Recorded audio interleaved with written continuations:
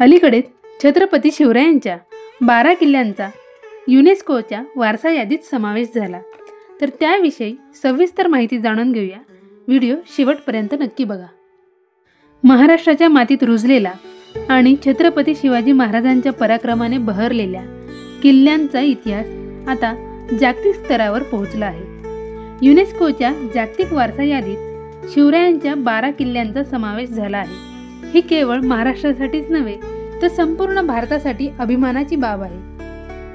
UNESCO United Nation Education Scientific and Cultural Organization ही संयुक्त राष्ट्रसंघाची एक संस्था आहे, जी जगभरातील सांस्कृतिक, ऐतिहासिक आणि नैसर्गिक महत्त्वाच्या ठिकाणांचे संवर्धन करते। युनेस्कोच्या जागतिक वारसा यादीत अशी ठिकाणे समाविष्ट केली जातात जी मानवजातीच्या सामायिक वारशाचा भाग मानली जातात।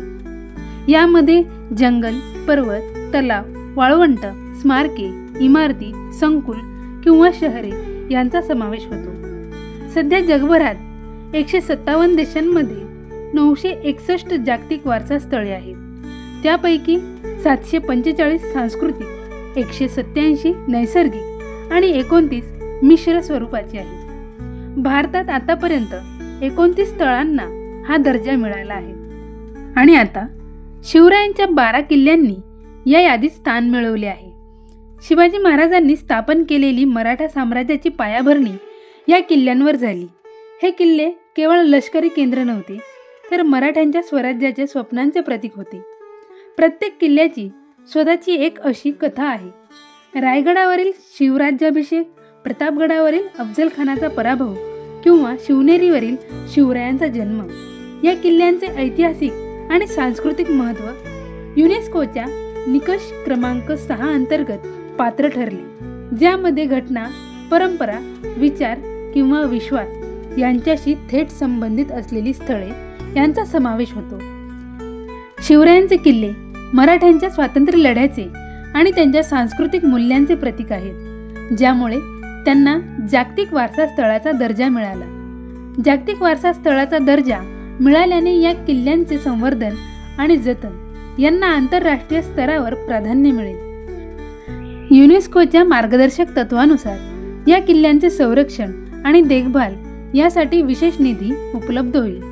उदाहरणार्थ 2001 मध्ये अफगाणिस्तानातील बनियान खोऱ्यातील बुद्ध मूर्तींच्या पुनर्स्थापनासाठी युनेस्कोने $4 दशलक्षहून अधिक निधी दिला होता।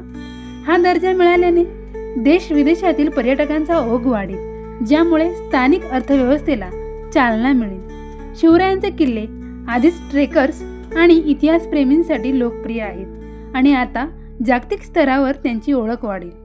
या किल्ल्यांचा जागतिक वारसा यादीत समावेश होणे म्हणजे महाराष्ट्र आणि भारताच्या सांस्कृतिक ठेव्याला जागतिक मान्यता मिळणे। यामुळे स्थानिक आणि राष्ट्रीय पातळीवर अभिमानाची भावना निर्माण होईल।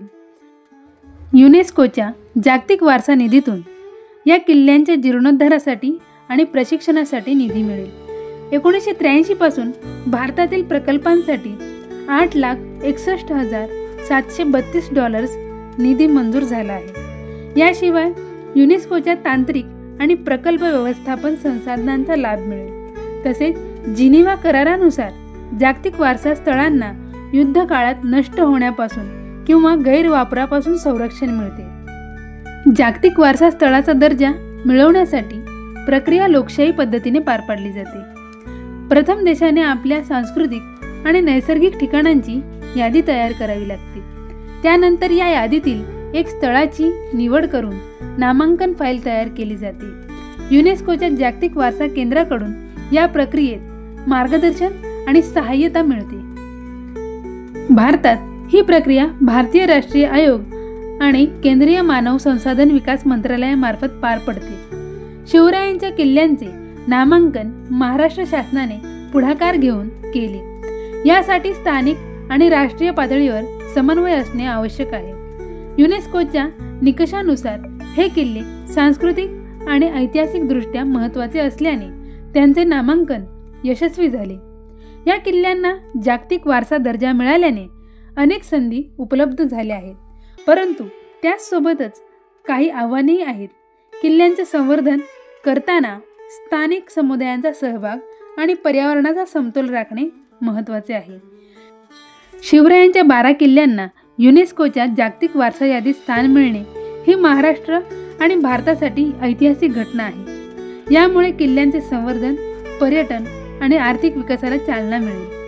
शिवाजी महाराजांच्या पराक्रमी इतिहास आणि त्यांचे स्वराज्याचे स्वप्न आता जागतिक स्तरावर पोहोचले आहे. शेवटी एवढेच म्हणेन, सह्याद्रीच्या शिखरांवर उभे हे 12 किल्ले इतिहास आणि निसर्गाचे अद्भुत संगम झाले. गड किल्ल्यांचा वारसा युनेस्कोत झळकतो. शिवबाच्या शौर्याची गाथा आता सारे जग ऐकतो. धन्यवाद.